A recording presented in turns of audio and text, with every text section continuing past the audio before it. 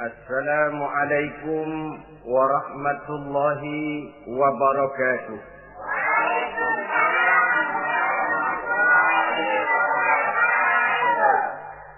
Bismillahirrahmanirrahim.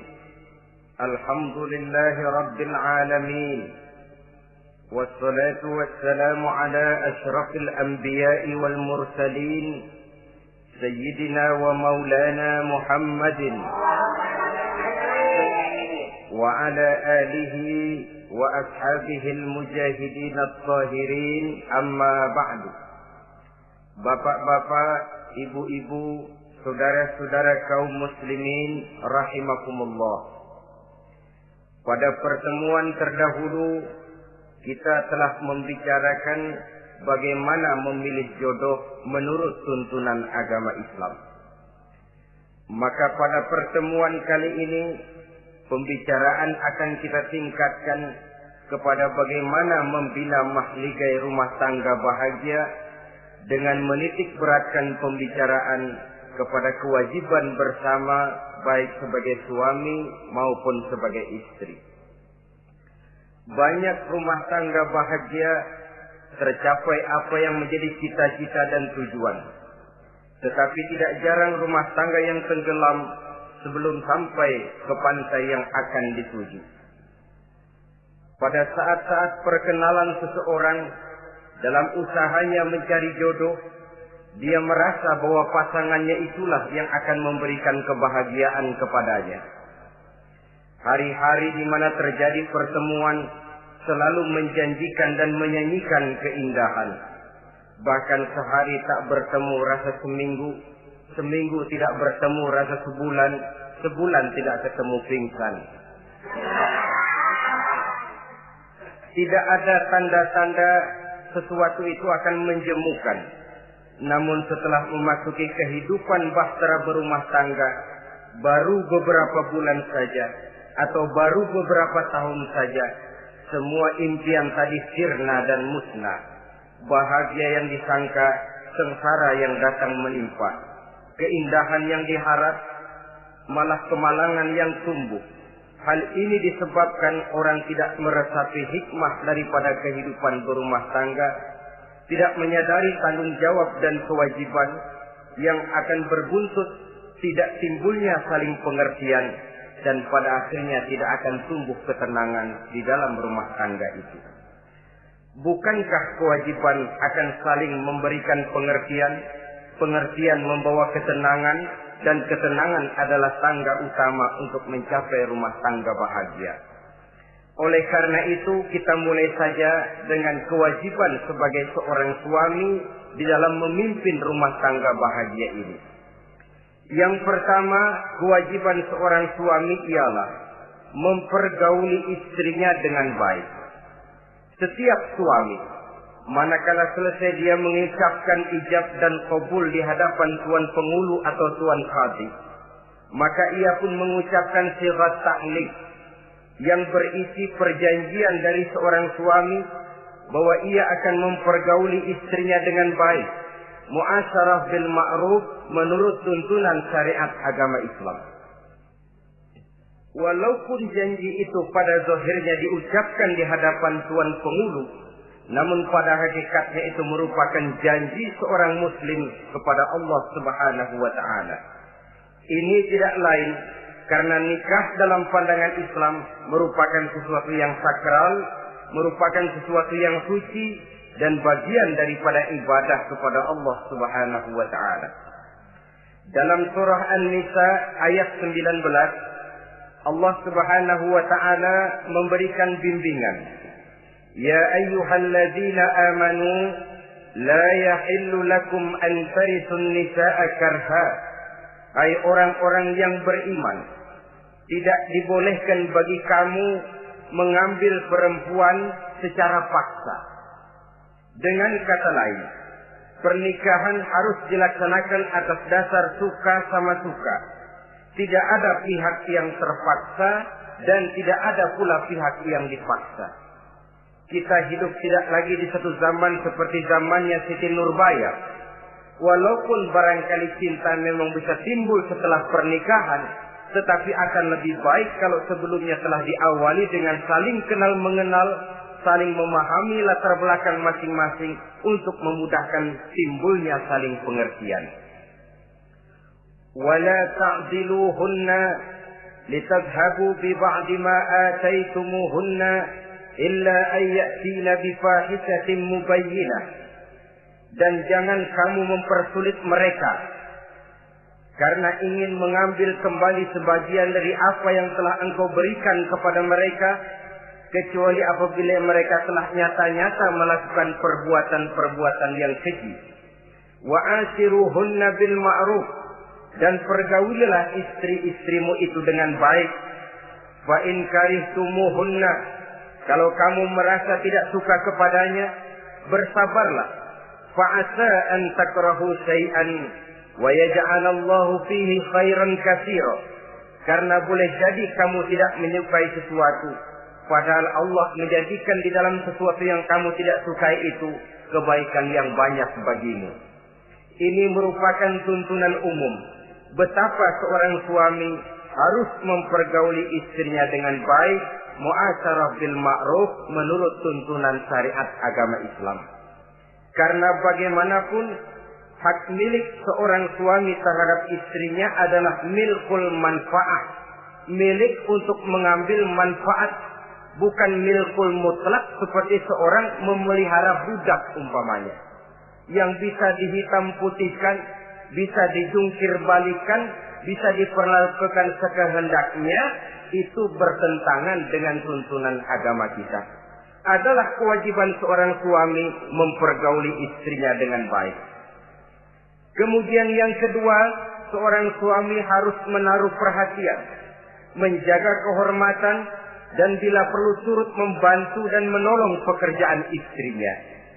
Menaruh perhatian sampai kepada hal-hal yang kecil, sehingga si istri merasa bahwa dia mendapat perhatian. Ada dia mengadu, ada tempat dia melarikan persoalan, ada tempat dia bercerita. Sejak dari tingkah laku, berpakaian, berperhiasan, make up, dan lain sebagainya. Karena tanpa ada perhatian dari seorang suami, biasanya istri akan menjadi malas, baik untuk bersolek, baik untuk membina dan mengatur rumah tangga, dan lain sebagainya.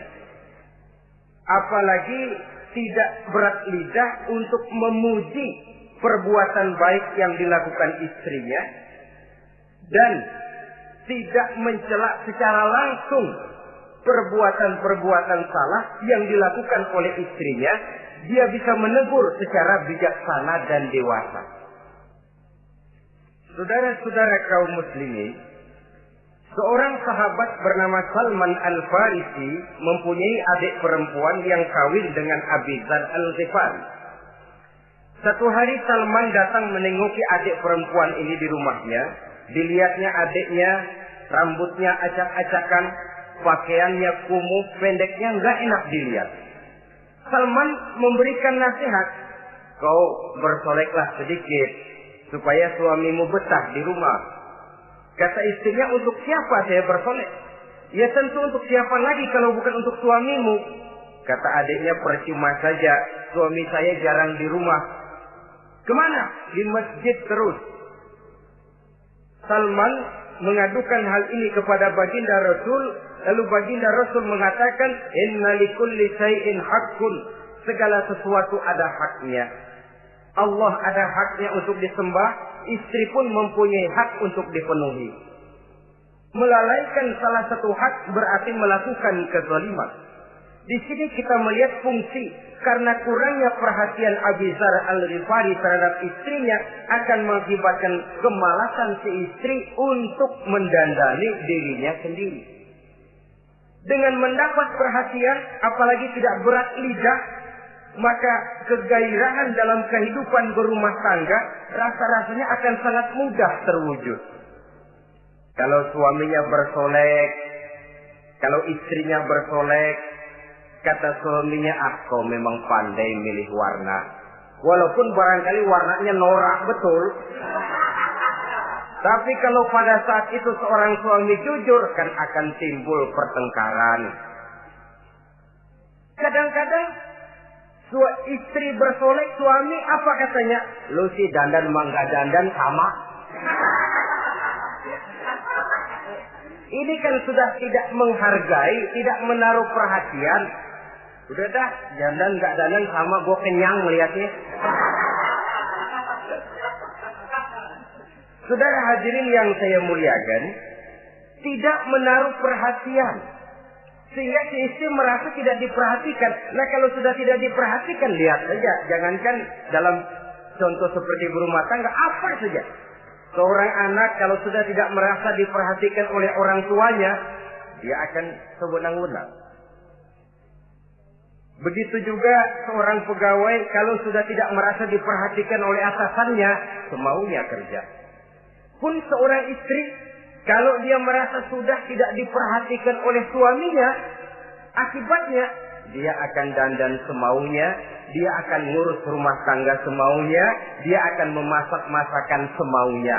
Nah kalau sudah semaunya begini, alamat tidak akan ada keharmonisan di dalam kehidupan rumah tangga itu sendiri.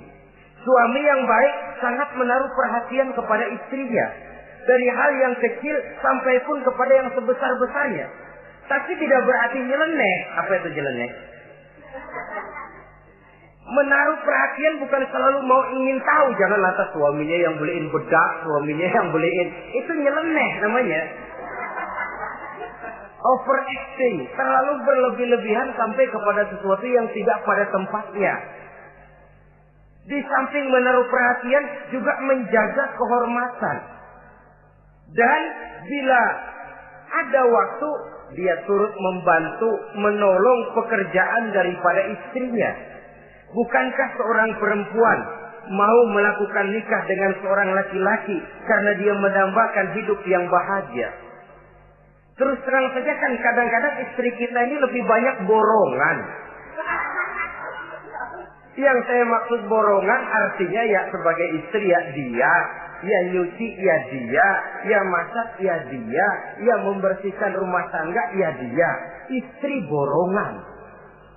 Baiklah kalau barangkali memang kondisi ekonomi kita belum menunjang ke arah sana.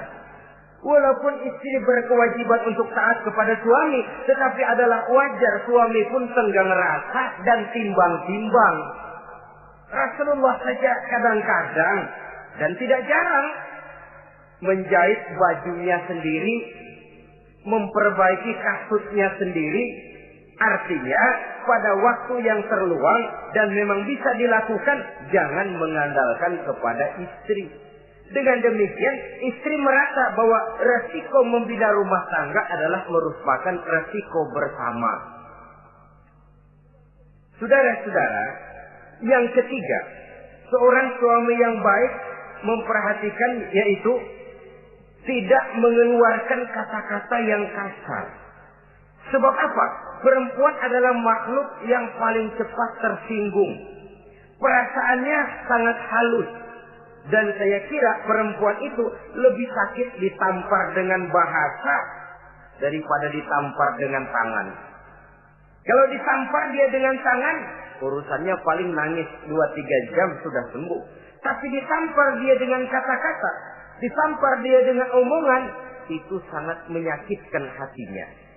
Seorang suami yang baik tidak mengeluarkan kata-kata yang menyinggung perasaan, kata-kata yang kasar. Dia pandai menggunakan kata-kata yang baik untuk menghidupkan rumah tangganya. Rasulullah seringkali memanggil Siti Aisyah itu dengan Humaira. Humaira dari kalimat ahmar yang kemerah-merahan. Sebab rupanya kulit Siti Aisyah itu kuning kemerah-merahan seperti tomat mengkel. Sehingga panggilannya Ta'ali ya Humaira, kemarilah wahai yang kemerah-merahan. Alangkah indahnya panggilan ini. Kadang-kadang kita mah jujur suami ini. Ketahuan istri bongkok, enak banget bongkok, sini loh.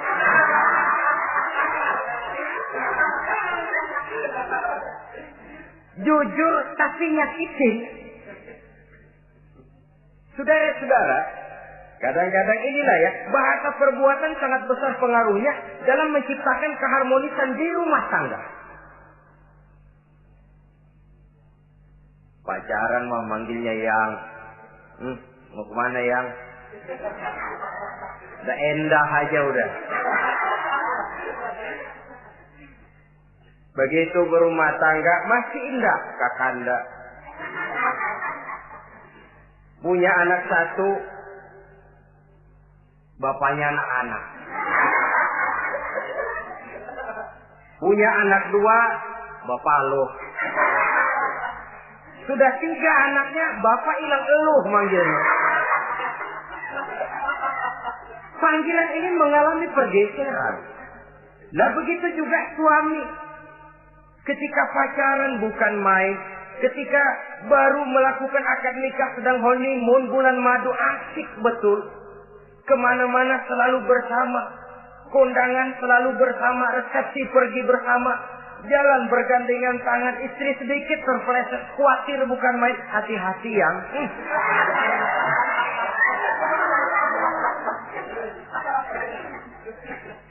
Sudah anak 3, istri ngajak kondangan, kata suami, lo pergi duluan aja dah.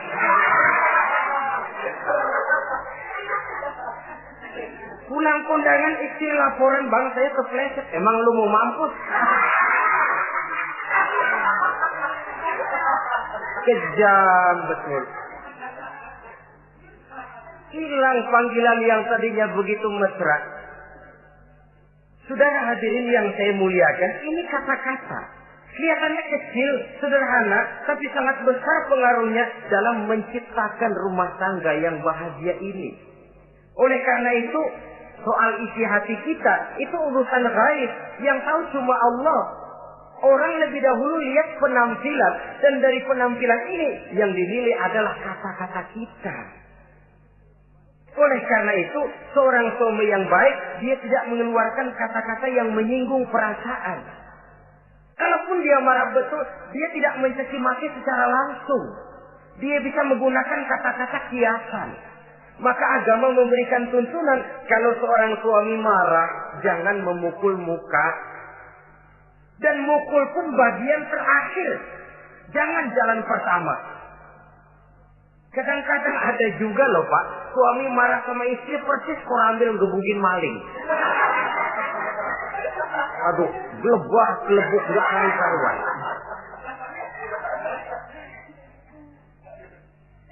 Jangan, kata agama kalau kau memang ya melihat tingkah laku istrimu yang tidak enak, tegur dengan kata-kata lemah lembut. Lemah lembut tidak bisa, sedikit keras. Sedikit keras masih nekat, bentak. Bentak pun tidak bisa juga, pisah tempat tidur. Pisah tempat tidur masih tidak bisa juga, pukul. Jangan mukanya, bagian lain dari tubuh. Itu pun tujuannya bukan untuk menyakiti, tapi untuk mendidik. Saudara hadirin, misalnya istri tidak sholat, suami tampil, bu sholat. Mbok ya malu sama tetangga kalau tidak sholat. Dengan lemah lembut masih tidak kena. Besok kencengan dikit ngomongnya. Mari kan udah saya bilangin sholat 2 kali, belum mau juga. Oh sholat jadi. Mulai naik tensi omongan. Masih nekat. Begini saja. Saya dari kalem sampai bentak udah. Sekarang kamu nggak mau juga sholat, saya mulai nggak enak pikiran.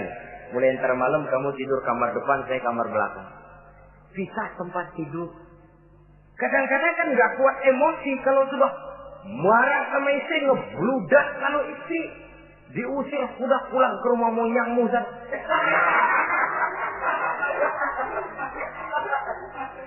Kata agama jangan, kita tempat tidur saja. Sudah, kamu tidur kamar depan, saya kamar belakang. Bisa tempat tidur.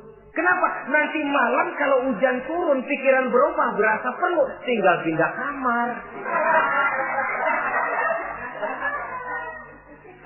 Secara psikologis, saudara-saudara.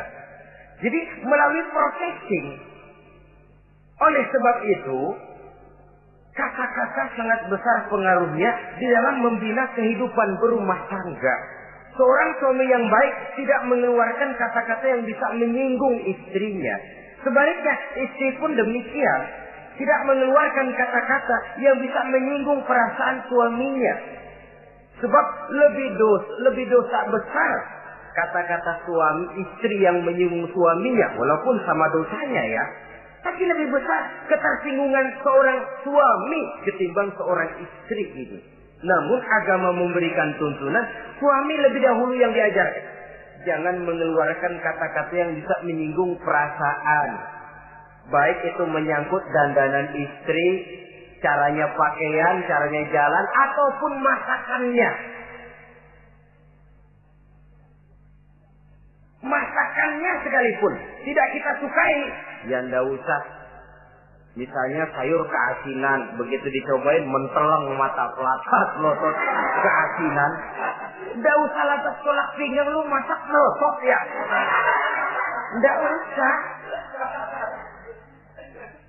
Saudara hadirin yang saya muliakan, jadi itu dari segi masakan.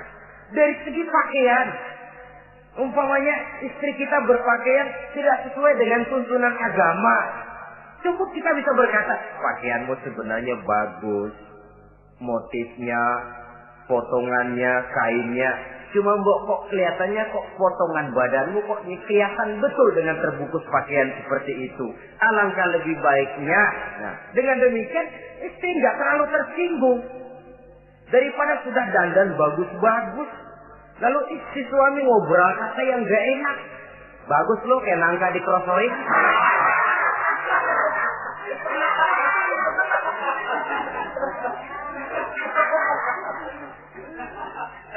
Allahu Akbar. Istri tentu saja tersinggung. Atau dia pakai bedak berlebihan. Ya tentu dia pun begitu karena ingin ada kebanggaan suami jalan dengan dia merasa bangga. Tapi over. Bedaknya berlebihan, lipstiknya berlebihan. Suami usil, begitu mau berangkat ke undangan, istrinya keluar nanya, mau main topeng monyet di mana?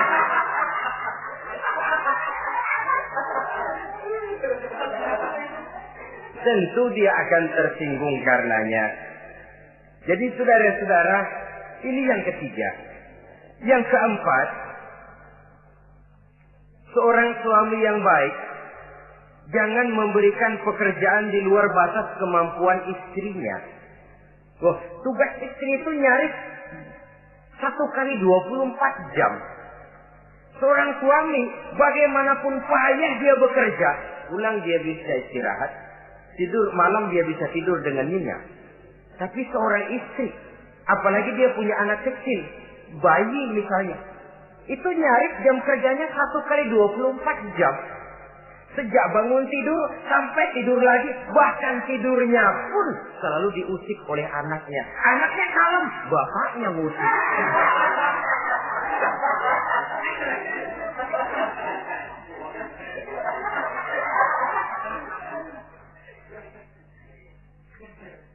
Jadi jangan memberikan pekerjaan di luar batas kemampuan. Kata pepatah, "Iza aradta an tuta'a fasal ma yusqata." Apabila kamu ingin ditaati, perintahkan apa yang orang mampu mengerjakan. Jadi kalau kita memerintahkan seseorang untuk melaksanakan sesuatu yang dia jelas tidak mampu, itu artinya sama dengan kita tidak ingin ditaati oleh orang itu. Bukan dia tidak mau taat, jenis pekerjaan yang kita berikan di luar batas kemampuannya. Nah kalau sudah begitu, tentu saja lalu ketaatan akan menurun jadinya. Tadi sudah saya katakan, kadang-kadang istri kita ini istri borongan. Dalam arti, ya dia masak, ya dia nyuci, ya dia ngepel, ya dia ngejemur, ya dia ngetriska. Borongan. Terlalu berat tugasnya. Oleh karena itulah seorang suami yang baik, dia harus tenggang rasa, timbang diri, tidak memberikan pekerjaan yang di luar batas kemampuan daripada istrinya. Kalau tidak mampu karena merasa dimanjakan oleh istri suaminya. Karena merasa dapat angin dimanjakan, mestinya mampu, lalu berpura-pura tidak mampu. Apalagi istrinya suaminya sedikit-sedikit mau menolong dia. Jadi posisi ini nanti bisa berbalik. Karena terlalu memanjakan istri bisa membludak. Akhirnya suami yang nyuci, suami yang neriska, istri tidur. Walaupun tentu saja tidak jelek, tetapi itu sudah overacting namanya. Saudara hadirin yang saya muliakan, itu yang keempat. Yang kelima, kewajiban seorang suami yang baik, ia mencukupkan belanja rumah tangga. Cukup itu relatif. Cukup menurut ukuran standar kemampuan kita. Sebab kemauan kita mungkin tidak terbatas. Tapi kemampuan kita yang terbatas. Kalau kemampuan ini bisa kita ukur dengan kemampuan, insya Allah kita cukup. Dan pernah saya katakan, orang kaya adalah orang yang hidupnya paling cukup. Salah kalau kita berkata orang kaya itu yang rumahnya gedung bertingkat. Tidak betul orang kaya itu yang mobilnya 5, yang gajinya jutaan, yang kebunnya lebar, yang pabriknya luas. Tidak. Orang kaya, orang yang hidupnya cukup. Orang miskin, orang yang selalu merasa kurang. Jadi kalau ingin jadi orang kaya, resepnya gampang sekali. Cukup dengan apa yang diberikan Allah, kita sudah kaya. Tapi kalau ingin miskin, maka bukalah mata selebar-lebarnya.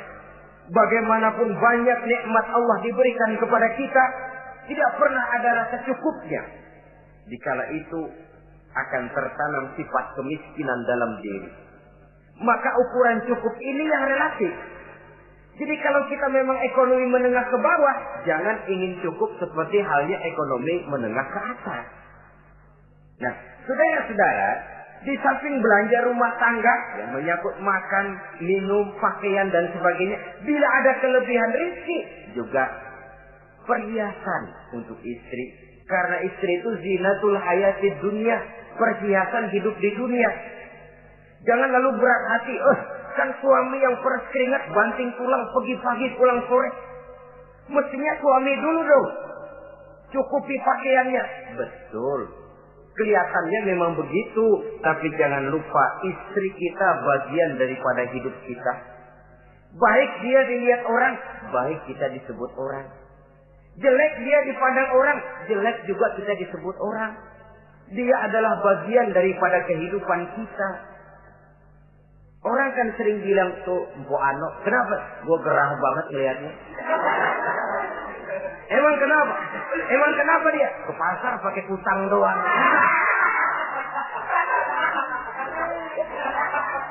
Kata temennya, terang aja dia kan binnya si Meun itu. Si Meun yang gak tahu apa-apa ikut kesebut-sebut. Istri adalah bagian daripada kehidupan kita. Zolim seorang suami, mentang-mentang dia merasa dia yang cari duit, lalu buat dirinya dia beli pakaian yang mahal-mahal. Istrinya cuma nggak karung doang dipakai. Istri adalah bagian daripada hidup kita. Baik dia dilihat orang, baik kita disebut orang. Jelek dia dilihat orang, akan jelek juga kita jadi pembicaraan orang. Ini tidak lain karena dia merupakan perhiasan bagi suami dan bagian daripada kehidupan seorang suami.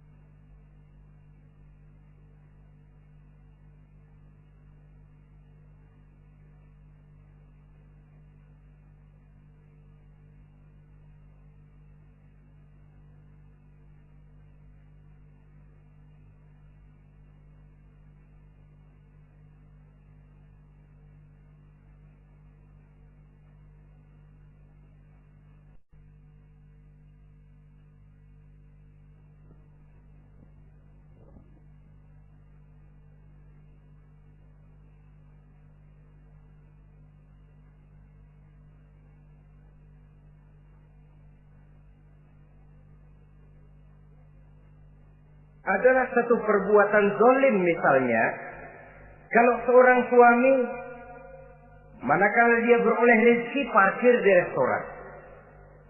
Kalau tidak ada duit baru dia pulang ke rumah. Sementara dia enak makan makanan yang serba nikmat dan lezat di restoran yang serba ada, istrinya di rumah cukup kangkung saja sama toge. Adalah satu perbuatan yang zalim dan istri berhak menuntut karena itu memang merupakan haknya. Begitu besar nilai pahala memberikan nafkah ini, Sampai-sampai Nabi dalam hadis yang diriwayatkan oleh Imam Muslim dan Ahmad bersabda, dinarun anfaqtahu fi sabilillah, wa dinarun anfaqtahu ala rukbatin, wa dinarun tasaddaqta ala miskin, wa dinarun anfaqtahu ala ahlika, a'zamuha ajran allazi anfaqtahu ala ahlika. Uang yang kamu belanjakan di jalan Allah, uang yang kamu belanjakan untuk membebaskan budak, uang yang kamu sedekahkan kepada orang miskin, dan uang yang kamu belanjakan untuk nafkah keluargamu, pahalanya itu lebih besar uang yang kamu belanjakan untuk nafkah keluargamu. Ya Allah. Jadi rupanya nilainya sedemikian besar. Saudara hadirin yang saya muliakan, ini kewajiban yang keempat. Yang kelima maksud saya. Yang keenam, kewajiban seorang suami, dia berusaha untuk meningkatkan pengetahuan daripada istrinya, membimbing. Sebab selain daripada berfungsi sebagai seorang suami, dia juga adalah guru daripada istrinya. Kalau dia tidak bisa membimbingnya secara langsung, setidaknya doronglah istrinya untuk ikut menghadiri pengajian, majelis-majelis taklim, bergaul dengan ustazah-ustazah, sehingga terdapatlah peningkatan pengetahuan. Paling kurang pergaulannya bertambah luas, cakrawala pandangannya juga tidak jadi sempit karenanya. Sebaliknya, peluang ini pun harus dimanfaatkan oleh istri dengan sebaik-baiknya, dengan niat yang ikhlas keluar dari rumah untuk mencari ilmu pengetahuan. Yang repot kadang-kadang dari rumah berangkat ngaji, sampai di pengajian suaminya diakur-akurin.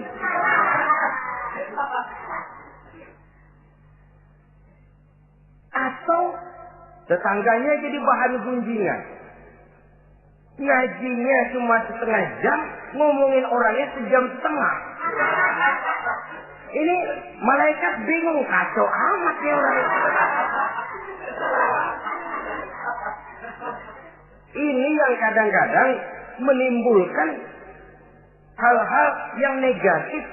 Padahal keluarnya dari majelis taklim, keluarnya dari pengajian. Tapi kalau di pengajian yang dilihat adalah gelang temennya, anting temennya, rantai temennya, lalu walaupun nggak tahu belaga, tahu baru dapat berita burung, katanya si Anu, oh iya anu.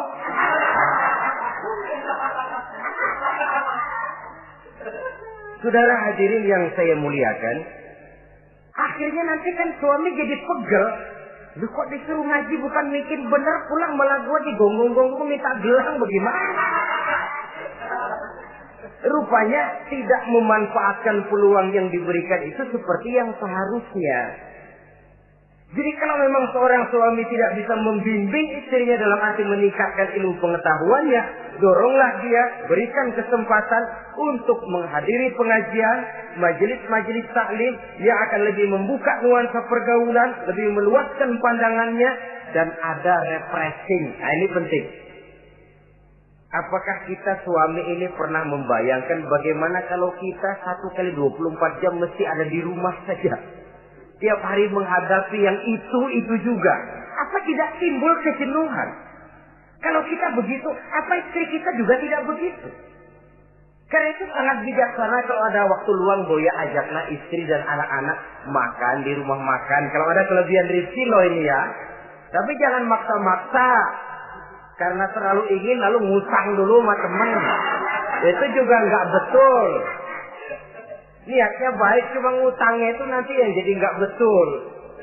Ya, refreshing, relax, santai. Apa itu ke Taman Safari, apa itu ke Bogor. Supaya istri ini merasa ada selingan dalam hidup. Tidak jenuh, tidak monoton. So, kalau dia jenuh, akhirnya kan wah, ublek-ublek di depan dapur mulu.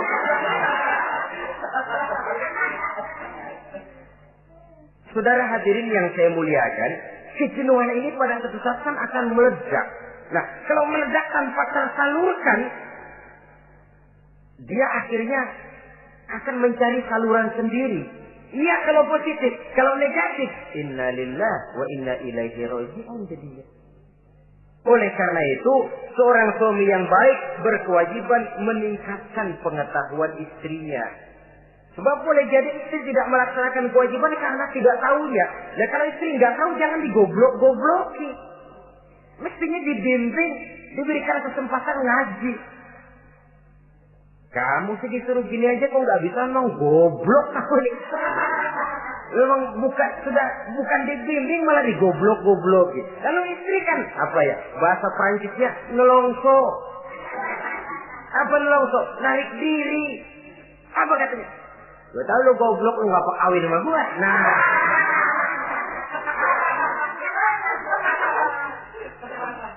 Atau pada kata yang lebih nggak enak, gue digoblok-goblokin juga, dipakai juga. Nah.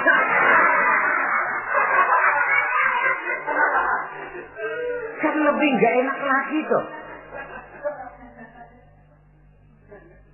Jadi saudara-saudara, hal-hal yang memerlukan kesabaran ini memang menuntut kedewasaan dari seorang suami. Dia kalau baru 1-2 bulan berumah tangga, segalanya masih menjanjikan dan menyanyikan keindahan. Tapi makin hari kita bergaul di rumah tangga, kita makin tahu karakter, mental, watak daripada istri. Kekurangannya mulai kelihatan, keburukan wataknya mulai nampak. Dikala itulah kita sebagai suami harus dewasa, sabar, membimbing mereka. Kalau waktu 2-3 bulan pertama di rumah tangga namanya honeymoon, segalanya indah. Mana ada kekurangan? Masa keasinan, lezat. Nasi kekerasan, asyik. Segalanya nggak pernah salah, selalu betul. Suami, istri masak keasinan. Lihat si suami melotot makan, nanya, "Bang, sayur keasinan?" Enggak. Soal keasinan bagus. Keasinan masih bagus. Kenapa? Udah endah aja. Tapi mampukah ini bertahan?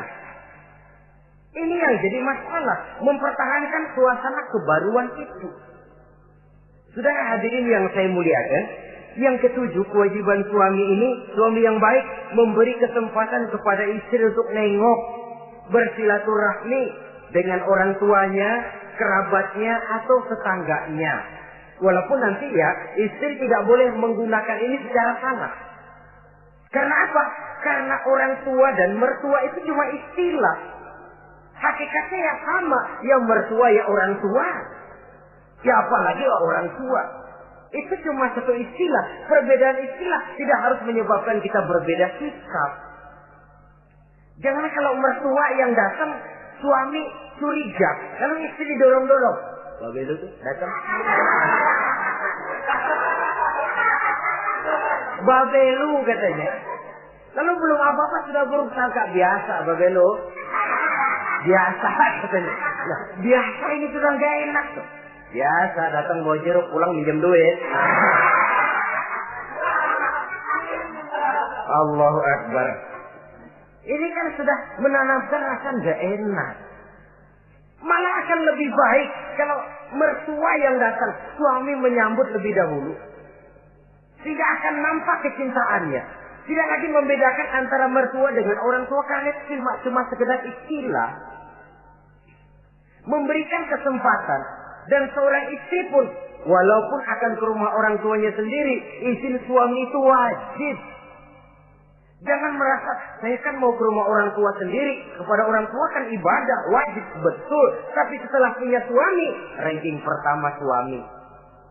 Bukankah saudara pernah dengar satu riwayat, seorang sahabat akan pergi jihad di jalan Allah, perang membela agama. Ketika akan berangkat, dia pesan sama istrinya, aku mau perang membela agama. Aku pesan, kalau aku belum pulang ke rumah, kau jangan keluar rumah. Baik bang, berangkatlah si suami dengan iringan doa istrinya. Nah, ini istri yang baik ya. Suami pergi kantor, istri doa. Di situ letak kerjasama. Suami buka warung, istri sembahyang duha. Di situ letak kerjasama. Ya Allah, kata istri dalam doanya itu, mudahkan rezeki suami saya. Kalau memang rezekinya masih di langit, turunin ya Allah. Kalau masih terpendam di perut bumi, keluarkan ya Allah. Kalau masih jauh, dekatkan ya Allah. Ikhlas melepas suami dengan iringan doa. Suami pun berusaha, lulapan terasa jalannya. Tapi kalau dari berangkat keluar rumah sudah dilepas oleh bemo. Tahu bemo? Monyong. Itu suami berangkat juga hatinya sudah kusut. Sudah tidak dilepas dengan doa. Lalu istri juga barangkali suaminya berangkat ngedumel. Ya, jangan dikasih rezeki dah Tuhan, tadi dikasih rezeki gak kawin lagi. Nah.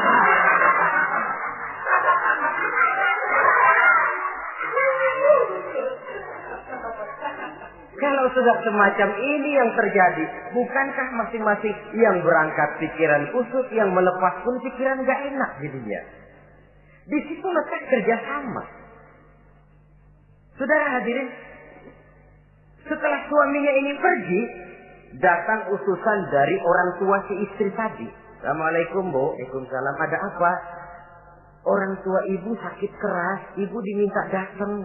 Ya Allah, suami saya baru saja berangkat.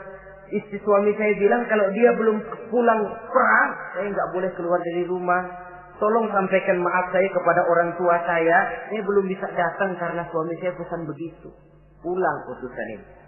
Besok balik lagi. Gimana? Aduh Bu, orang tua ibu makin parah. Kelihatannya nggak ada harapan, datang dah sebelum menghembuskan nafas yang terakhir. Suami saya belum pulang. Saya nggak berani keluar rumah sebab begitu pesannya. Sudah, pulang saja. Saya ikut doa, mudah-mudahan orang tua cepat sembuh. Besoknya hari ketiga utusan ini datang lagi. Bagaimana? Sudah meninggal Bu. Barangkali sebelum dikubur ibu masih mau ketemu. Maaf saja. Bagaimanapun berat hati saya, suami saya belum pulang. Pesannya tadi begitu. Ini rupanya utusan kesel. Ini orang sama orang tua sendiri gini-gini amat. Lalu lapor kepada baginda Rasul. Apa jawab beliau? Baginda Rasul malah berkata, dosa orang tua yang meninggal ini sudah diampuni oleh Allah karena dia mempunyai anak perempuan yang begitu taat kepada suaminya. Allah Akbar. Jadi ketaatannya kepada suaminya ini diberikan satu ganjaran oleh Allah mengampuni dosa orang tuanya yang sudah meninggal itu. Jadi jangan merasa mentang-mentang mau ke rumah orang tua sendiri selonong boy. Ya? Selonong boy, masa bodoh laki mau tahu nggak tahu, pokoknya gua ke rumah orang tua gua sendiri. Jangan lupa setelah berumah tangga, ranking urutan pertama suami, setelah itu barulah orang tua. Saudara hadirin yang saya muliakan, begitu juga istri yang baik mendapat izin dari suaminya. Bu, tolong ambilin uang di dompet. Sudah izin. Istri yang baik, dompet-dompetnya dibawain. Ini saja Bang, ambil sendiri. Nanti saya ambil 10.000, merasa kurang 20.000, lagi ambil saja sendirilah. Lain dengan istri yang nyelongcong, lagi pergi mandi, dompet acak-acakan.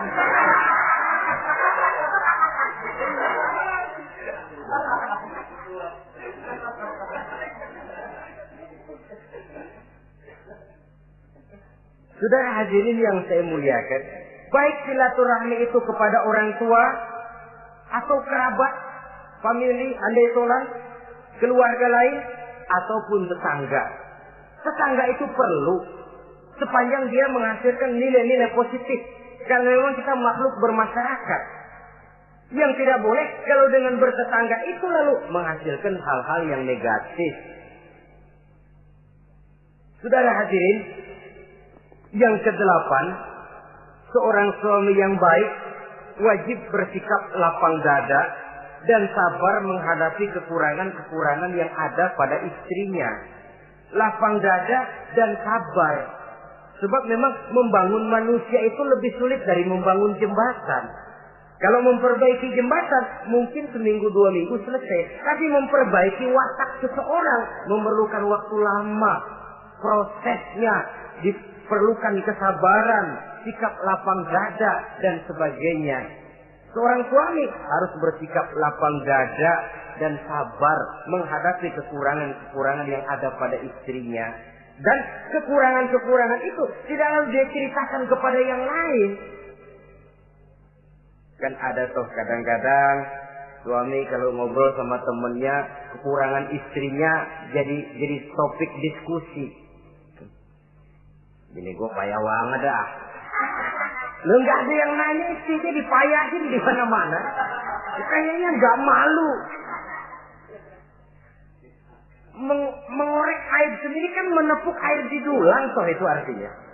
Kalau aib istri kita ceritakan di mana-mana, bukankah artinya kita juga menceritakan aib kita sendiri? Karena istri bagian daripada kehidupan kita.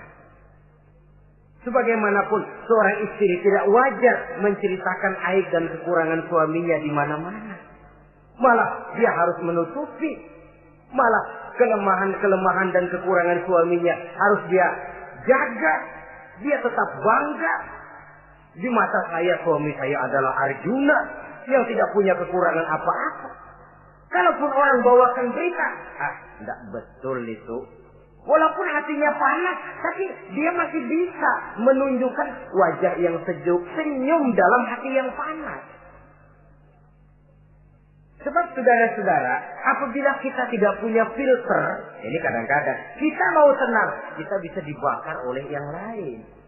Tapi kalau ada filter, kita bisa menyaring, boya masa iya. Sehingga dengan demikian, sikap lapang dada dan kesabaran ini, walaupun diutamakan adalah merupakan kewajiban suami, juga sekaligus merupakan imbangan daripada si istri. Nah, kemudian yang ke-9, seorang suami wajib berpenampilan bersih dan rapi di hadapan istrinya. Sehingga tanpa anggun. Anggun ini lalu menimbulkan wibawa. Nah, dari wibawa lahir rasa hormat. Tapi kalau suami di depan istrinya kelihatan butut, rebek, jelek, belek,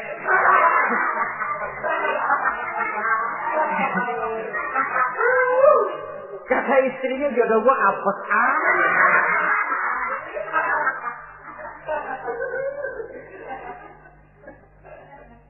tidak akan timbul kewibawaan. Nah, kalau sudah tidak timbul wibawa, dia bagaimana si istri itu akan merasa dia wajib taat kepada suami. Saudara hadirin yang saya muliakan, jadi ternyata penampilan bukan cuma kewajiban istri, seorang suami juga harus mengimbangi itu.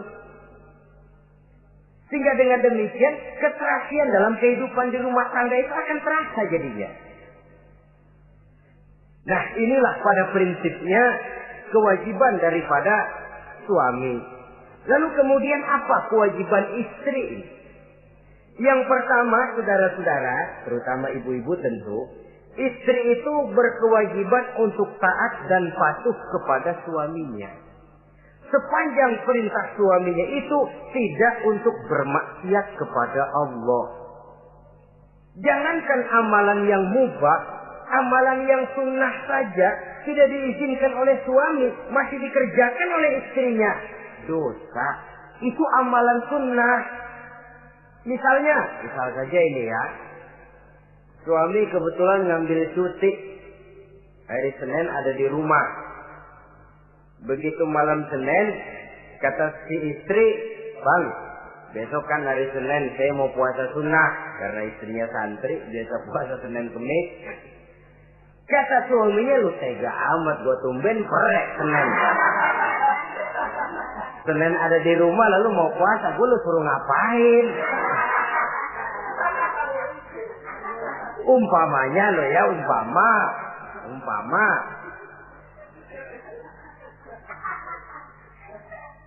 Lalu tanpa izin si suami, istri puasa juga, puasa sunnah.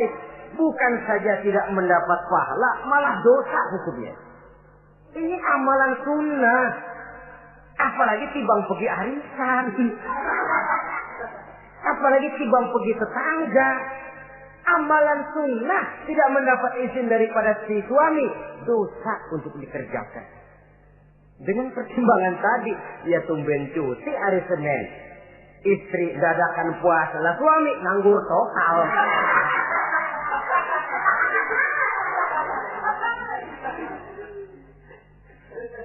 Saudara hadirin yang saya muliakan, Nabi bersabda, "Ayyuma imra'atin matat wa zawjuha anha radin illa dakhalatil jannah." Apabila seorang istri, seorang perempuan meninggal dunia, suaminya ridho kepadanya, maka perempuan itu pasti masuk surga. Ini artinya kalau seorang perempuan meninggal dunia, ya dia tukang ngaji, ya puasa Senin Kemisnya rajin, ya sujudnya hebat, tapi dia meninggal suaminya enggak ridho, pintu surga belum dibukain sampai suaminya ridho kepadanya. Ini begitu besar kewajiban untuk taat. Nah, di sini suami wajib ngimbangi. Jangan mentang-mentang istri wajib taat, lalu suami overacting, kerjanya cuma tulak pinggang sama nunjuk. Lo kalau gue bilang nyungsep, ya enggak. Contoh dari baginda Nabi tadi sendiri kok, beliau itu menjahit bajunya, memperbaiki kasusnya. Yang bisa, ya kerjakan, nggak usah ngandeli. Saudara hadirin, yang kedua, seorang istri berkewajiban untuk memperlihatkan budi pekerti yang baik kepada suaminya. Lah, budi pekerti itu yang baik yang bagaimana? Yang diisyaratkan oleh Nabi. Apa kata beliau? Khairun nisa, perempuan yang baik ialah man sarratka iza absorta, yaitu yang mengembirakan kamu apabila kamu memandang kepadanya. Satu, ini termasuk budi pekerti yang baik. Apabila dipandang oleh suaminya, dia pandai menyenangkan, menggembirakan hati suaminya. Jadi, tolong ibu-ibu, jadilah istri yang siap pakai. Nah, itu tuh. Itu istilahnya. Anytime already, standby. Ya. Apabila dipandang, dia sanggup menggembirakan hati suaminya. Suami pulang dari pasar dagang rugi, istrinya tampil. Itulah bang, romantikanya dagang. Mbak ya sekali-sekali rugi. Apa Mbak ya selalu untung? Gelombang laut saja pasang surut. Lah, suami kan merasa ada air penyejuk. Ini termasuk menggembirakan. Jangan suami sudah pulang dari pasar rugi, mikul panjang, ngos-ngosan sampai rumah istri keramah. Lasar lu laki goblok. Dagang pakai rugi. Ini kan suami sudah di pasar rugi, sampai rumah digoblok-goblokin. Nah itu nanti ya efeknya, suami itu kalau sudah istri nggak menyenangkan hatinya di rumah, si suami itu kena penyakit yang istilah sekarang ini penyakit broken home. Nah penyakit nggak betah di rumah. Mestinya dia kumpul di rumah, dadakan di pos ansik ya kongkok. Sampai subuh lagi, sampai subuh. Sampai subuh. Saudara hadirin yang saya muliakan. Pandai menggembirakan, menjadi penghibur. Usaha suami gagal, dagangnya rugi. Gairahnya bekerja menurun. Di saat itu istri tampil jadi pengimbang yang baik. Sehingga dengan demikian istri suami lalu merasa ada sedikit air penyejuk. Apabila dipandang, dia pandai menyenangkan hati suaminya. Bagus kalau seorang istri pada saat ada suaminya di rumah dia berdandan. Dan suaminya tidak di rumah dia apa adanya. Dan keliru besar. Sebab dandannya seorang istri dengan niat untuk menyenangkan hati suaminya merupakan ibadah. Saudara hadirin, ciri yang kedua dari budi pekerti yang baik seorang istri itu apa? Wa tuti'aka iza amarta. Kalau diperintah, dia taat kepadamu.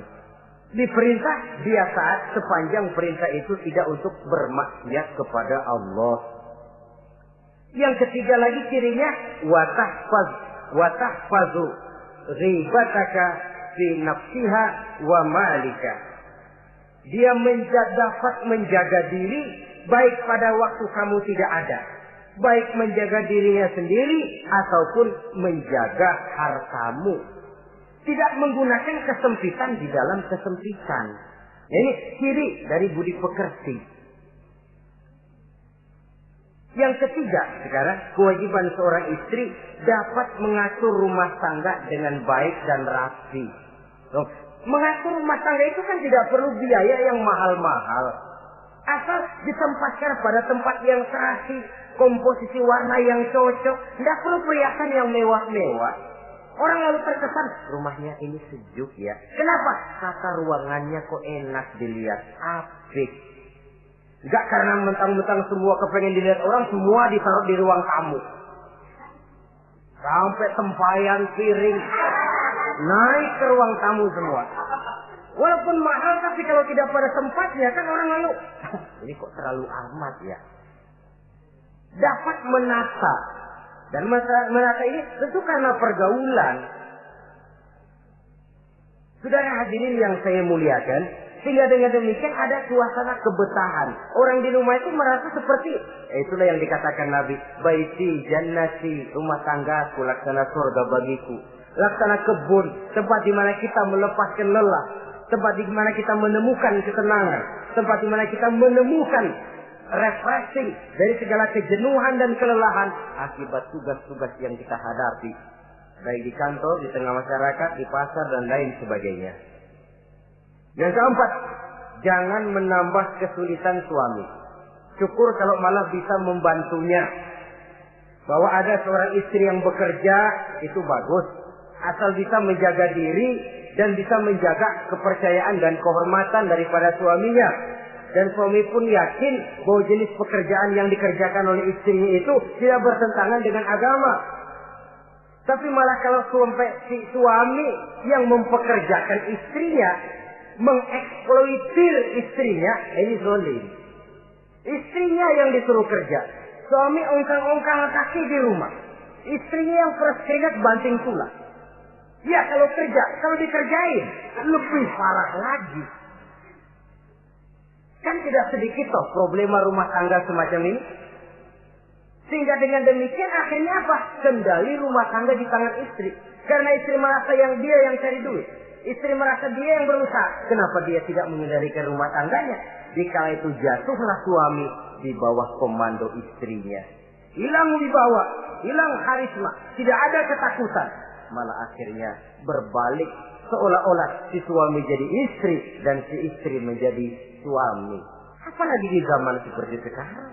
Walaupun pekerjaan sulit, tapi mereka yang punya wajah cantik, mudah senyum, gampang bergaul, dan mau obrol. Tentu banyak saja lapangan kerja yang nyata-nyata bertentangan dengan agama.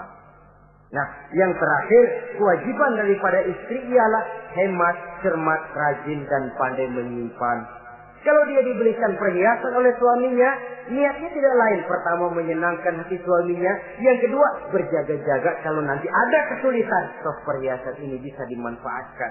Tidak untuk show, tidak untuk sombong-sombongan, tidak untuk hebat-hebatan, tapi dua hal yang jadi pilihan utama.